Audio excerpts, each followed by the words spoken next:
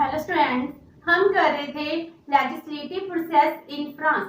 Last session में हमने ordinary bill है वो कैसे लॉ बनता है इस प्रोसेस को किया एंड आज हम करेंगे फ्रांस में जो लेजिस्लेटिव प्रोसेस है इसमें फिनांस बिल है वो कैसे पास होता है एंड वहां पर ऑर्गेनिक लॉस है वो क्या है वो कैसे पास होते हैं, क्योंकि फ्रांस में फिनांस बिल है। फिनांस बिल ये बताता है कि पार्लियामेंट से भी ज्यादा सुप्रीम कौन है, एग्जेक्टिव है।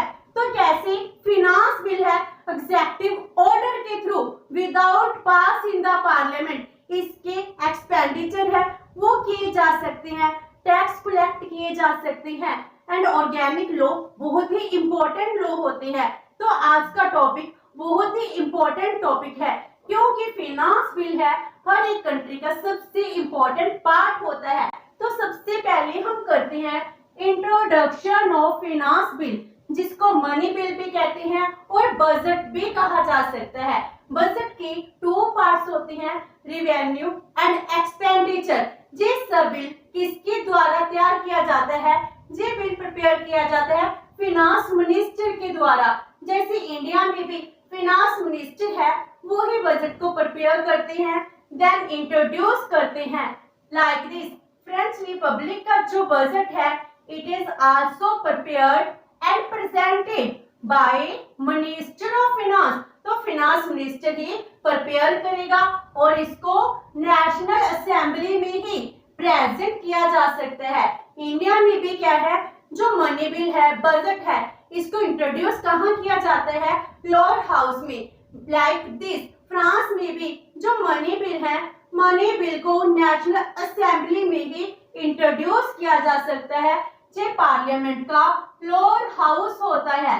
So budget is placed before the national assembly once the council of minister approves it. जब काउंसिल ऑफ मिनिस्टर है वो अप्रूव कर देती है उसके बाद जो नेशनल असेंबली में टेबल किया जाता है। अब नेशनल असेंबली के पास बिल आ गया तो वहां पर क्या प्रोसेस है, जब बिल इंट्रोड्यूस किया जाएगा उसको डायरेक्टली इमीडिएटली कमेटीज के पास भेजा जाता है। तो budget is sent to the standing committee of finance. Lower house की नेशनल असेंबली की एक स्टैंडिंग कमेटी है फिनांस की, तो फिनांस स्टैंडिंग कमेटी के पास फिनांस बिल को भेज दिया जाता है। तो अब सेकंड स्टेज आती है committee stage of money bill. Money bill की कमेटी स्टेज, जब फिनांस कमेटी है इसके पास बिल को सेंड कर दिया गया, वहां पर जितनी भी प्रोविजंस हैं इस पर डिस्कशन होती है ministry by ministry wise and chapter by chapter wise. Committee में हर एक प्रोविजन को डिस्कस किया जाता है और उसकी एक रिपोर्ट तैयार की जाती है। जो रिपोर्ट है नेशनल असेंबली में विद इन 15 डेज इस रिपोर्ट को देना होता है। तो इस तरह जो कमेटी है बिल को डिस्कस करेगी और रिपोर्ट प्रिपेयर करेगी। अब जब ये डिस्कशन करती है तो कमेटी किसी भी मेंबर को कॉल कर सकती है to justify the estimations of their ministry. जो मिनिस्ट्री में उन्होंने एस्टिमेट दिए हैं उनको वो जस्टिफाई कराने के लिए कॉल कर सकती हैं and it approves the budget for every ministry. हर एक मिनिस्ट्री का जो बजट है वो भी कमेटी है फिनांस कमेटी के द्वारा ही अप्रूव किया जाता है and members may not propose any amendment for reduce receipts और इंक्रीज एक्सपेंडिचर। कमेटी को ये राइट नहीं दिया गया कि जो उसके मेंबर्स हैं जो भी रिसीट्स और एक्सपेंडिचर है इसकी अमेंडमेंट के लिए कोई भी प्रपोजल दे सके। ये सिर्फ डिस्कशन करेगी और जो कुछ भी इन्होंने कहना है वो अपनी रिपोर्ट में ही लिख देगी। तो जो ये रिपोर्ट तैयार करती है इसको विद इन 15 डेज में नेशनल असेंबली है इसके पास भेजा जाता है। उसके बाद नेशनल असेंबली में डिस्कशन स्टार्ट होती है। तो नेक्स्ट आता है general discussion in parliament. Parliament में कैसे डिस्कशन हो रही है, तो जब इनकी रिपोर्ट आ गई, रिपोर्ट आने के बाद जो नेशनल असेंबली में है नेशनल असेंबली में बजट डिस्कस किया जाता है ministry by ministry and chapter by chapter wise. Means हर एक मिनिस्ट्री का पहले एक मिनिस्ट्री उठाएंगे, फिर उसकी चैप्टर बाय चैप्टर है उसको डिस्कस करेंगे, फिर अनदर मिनिस्ट्री का। इस तरह वहां पर बजट है उसको डिस्कस किया जाता है, डिबेट होती है एंड जो वोटिंग होती है हर एक चैप्टर पर अलग से वोटिंग होती है। इस तरह वहां पर डिस्कशन की जाती है। तो इस काम के लिए जो नेशनल असेंबली है इसके पास 40 डेज हैं। इसको 40 डेज में अपना जो फिनांस बिल है इसको रीड करना है। रीडिंग करने के बाद इसको सेनेट में सेंड करना है। तो national assembly has 40 days to finish the first reading of the bill. अगर मान लो नेशनल असेंबली है 40 डेज में ये काम नहीं कर पाती है तो क्या होता है, क्योंकि 40 डेज का डेडलाइन है, उसके बाद जो गवर्नमेंट है वो सेनेट में बिल को टेबल कर देती है और सेनेट के ऊपर लिमिटेशन है कि उसको अपनी रिपोर्ट है 15 डेज में देनी है।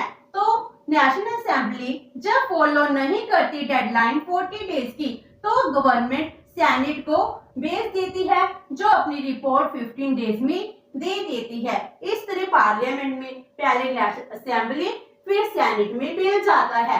अगर मान लो नेशनल असेंबली ने पास कर दिया उसके बाद सेनेट के पास जाएगा, उसके बाद बिल पास हो गया। अगर मान लो प्रॉब्लम तो तब होगी अगर कोई डिसएग्रीमेंट हो गया।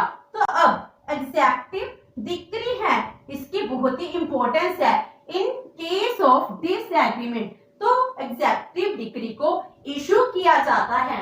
तो जब पार्लियामेंट फेल हो जाती है किसी भी डिसीजन पर पहुंचने में तो उसको अपना डिसीजन है नेशनल असेंबली प्लस सेनेट, इसको अपना डिसीजन 70 डेज की बिटवीन देना होता है।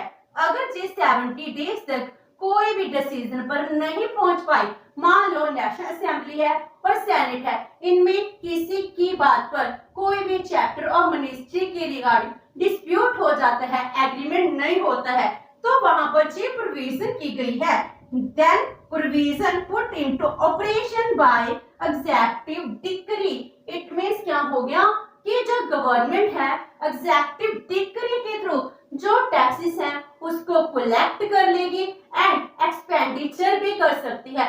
मीन अपना एडमिनिस्ट्रेशन है वो अच्छे से रन कर पाती है और जो बिल है वो नहीं पास हो पाया तो इनके पास एग्जेक्टिव डिक्री है, ऑर्डिनेंस की तरह हो जाता है जिसके थ्रू जो गवर्नमेंट है सुप्रीम बन जाती है और पार्लियामेंट की पावर को डिक्लाइन किया गया है।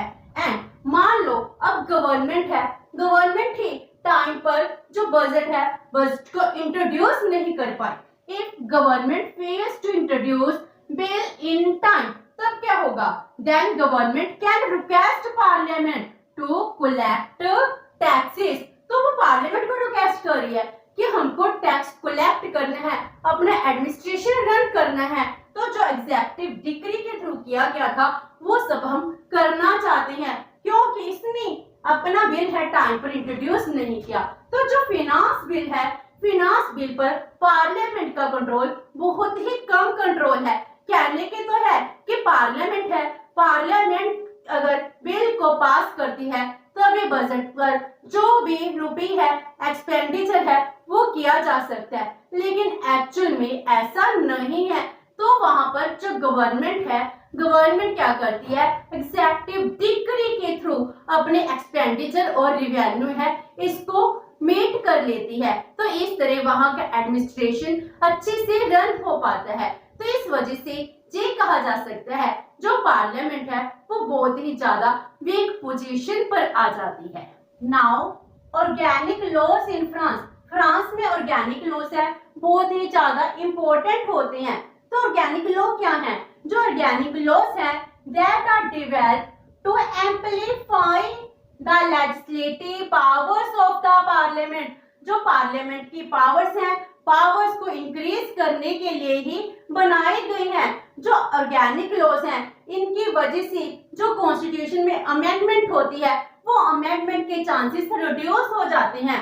तो organic laws reduce the need for amendment to the constitution as they allow flexibility if needed. And जो ऑर्गेनिक लॉस हैं, जो ऑर्डिनरी लॉस हैं, इनको ओवररूल भी कर सकते हैं। इस तरह ऑर्गेनिक लॉ है फ्रांस में बहुत ही इंपॉर्टेंट रोल प्ले कर रहे हैं। तो इसके लिए क्या कहा गया है, जो ऑर्गेनिक लॉ है ये किसके द्वारा इनेक्ट किए जा सकते हैं, बाय द पार्लियामेंट, और पार्लियामेंट इसको प्रॉपरली इनेक्ट करेगी। इनेक्ट करने के बाद जो कॉन्स्टिट्यूशनल काउंसिल है अगर इसको अप्रूव करती है तभी इसको इम्प्लीमेंट किया जा सकता है। They are approved by constitutional council before promulgated. तो इस तरह जो कॉन्स्टिट्यूशन काउंसिल है कॉन्स्टिट्यूशनल वैलिडिटी देखती है कि जो ऑर्गेनिक लॉ बनाए गए हैं ये कॉन्स्टिट्यूशन के अगेंस्ट तो नहीं है, इस तरह वहां पर इसको फिर इम्प्लीमेंट किया जा सकता है। एंड जो ऑर्गेनिक लॉस हैं these were promulgated as ordinance during the transitional period। जब गवर्नमेंट फुल पावर में होती है उस टाइम जब ऑर्डिनेंस इशू करती है उस टाइम भी ऑर्गेनिक लॉ है इसको इम्प्लीमेंट किया जाता है। तो फ्रांस में ऑर्गेनिक लॉस है बहुत ही इंपॉर्टेंट है। जो ऑर्गेनिक लॉ है वो पास कैसे होते हैं, तो passage of an organic law. तो जो ऑर्गेनिक लॉ है इसके लिए क्या कहा गया है, जब ये पास होगा, पास होने से 15 डेज बिफोर इसको पार्लियामेंट में नेशनल असेंबली में टेबल किया जाएगा। तो 15 days earlier it table before the discussion और पासिंग द लॉ। ऐसा नहीं है आपने आज इंट्रोड्यूस किया और आज ही पास हो गया, कम से कम 15 डेज से नेशनल असेंबली में होना चाहिए। 15 दिन पहले इसको आपको टेबल करना है, उसके बाद ही ऑर्गेनिक लॉ है वो पास होता है।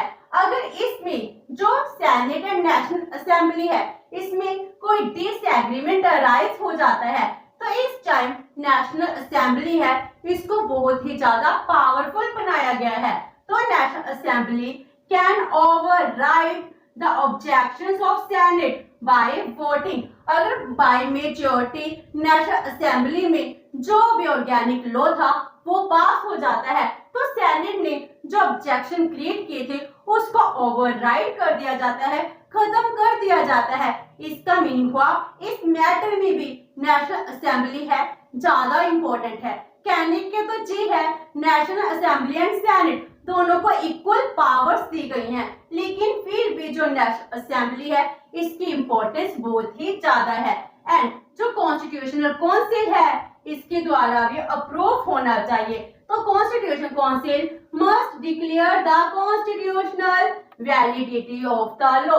अगर कॉन्स्टिट्यूशनल वैलिडिटी को अप्रूव करती है तभी जाके ऑर्गेनिक लॉ को इम्प्लीमेंट किया जा सकता है। जो फ्रांस है, फ्रांस में इंपॉर्टेंट कैटेगरीज कौन सी है ऑर्गेनिक लॉज की, जो ऑर्गेनिक लॉ है किस किस एरिया में इशू किए जाते हैं।